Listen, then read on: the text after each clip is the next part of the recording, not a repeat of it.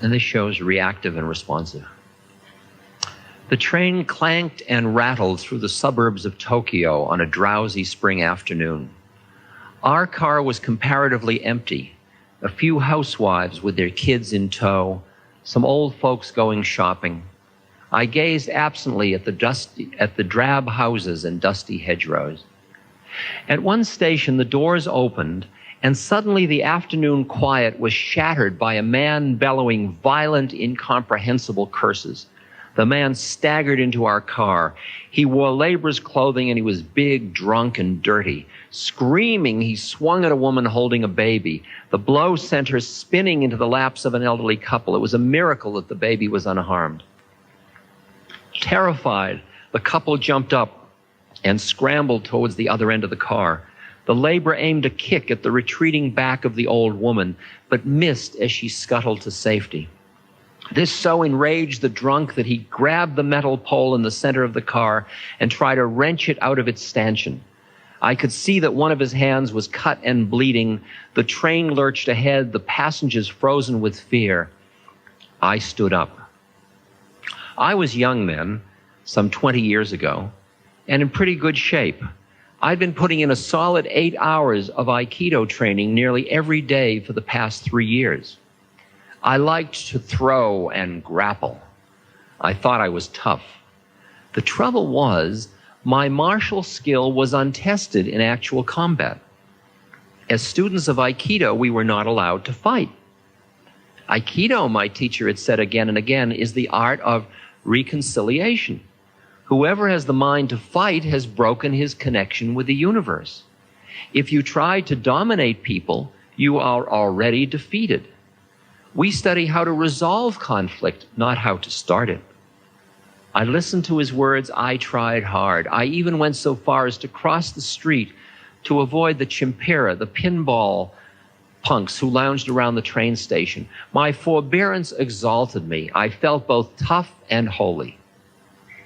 In my heart, however, I wanted an absolutely legitimate opportunity whereby I might save the innocent by destroying the guilty. This is it, I said to myself as I got to my feet. People are in danger. If I don't do something fast, somebody will probably get hurt. Seeing me stand up, the drunk recognized the chance to focus his rage. Aha, he roared. A foreigner. You need a lesson in Japanese manners. I held on lightly to the commuter strap overhead and gave him a slow look of disgust and dismissal. I planned to take this turkey apart, but he had to make the first move. I wanted him mad, so I pursed my lips and blew him an insolent kiss. All right, he hollered, you're going to get a lesson. He gathered himself for a rush at me. A fraction of a second before he could move, someone shouted, "Hey!" It was ear-splitting. I remember the strangely joyous, lilting quality of it, as though you and a friend had been searching diligently for something and he had suddenly stumbled upon it. "Hey!" I wheeled to my left, the drunk spun to his right. We both stared down at a little old Japanese man. He must have been well into his 70s, this tiny gentleman sitting there immaculate in his kimono. He took no notice of me, but beamed delightedly at the laborer as though he had a most important, most welcome secret. Come here and talk to me, he said. The big man followed as if on a string. He planted his feet belligerently in front of the old gentleman and roared above the clacking wheels, "Why the hell should I talk to you?" The drunk now had his back to me. If his elbow moved so much as a millimeter, I'd drop him in his socks. The old man continued to beam at the laborer. "What you been drinking?" he asked, his eyes sparkling with interest. "I've been drinking sake," the laborer bellowed back, "and it's none of your business." Flecks of spittle spattered the old man. "Oh, that's wonderful," the old man said. "Absolutely wonderful. You see, I love sake too. Every night, me and my wife, she's 76, you know, we take our..." "Wonderful," the old man said. "Absolutely back, and it's none of your business." Flecks of spittle spattered the old man. Oh, that's wonderful, the old man said. Absolutely wonderful. You see, I love sake too. Every night, me and my wife, she's 76, you know, we take our bottle of sake and we go out and we sit on the bench in our garden. We watch to see how our persimmon tree is doing. My grandfather planted that tree.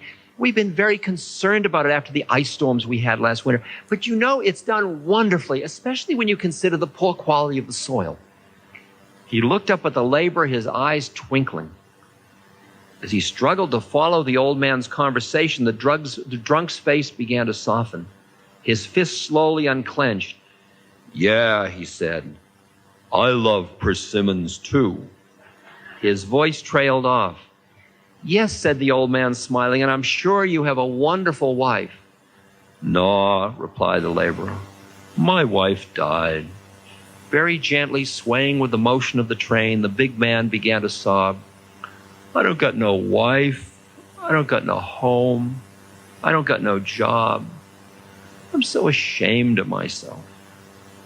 Tears rolled down his cheeks. A spasm of despair rippled through his body. Now it was my turn. Standing there in my well-scrubbed youthful innocence, my make this world safe for democracy righteousness, I suddenly felt dirtier than he was. Then the train arrived at my stop. As the doors opened, I heard the old man cluck sympathetically. My, he said, "that is a difficult problem indeed. Sit down here and tell me about it." I turned my head for one last look. The laborer was sprawled on the seat, his head in the old man's lap. The old man was softly stroking the filthy, matted hair. As the train pulled away, I sat down on a bench. What I had wanted to do with muscle had been accomplished with love. I had just seen Aikido in combat. Now,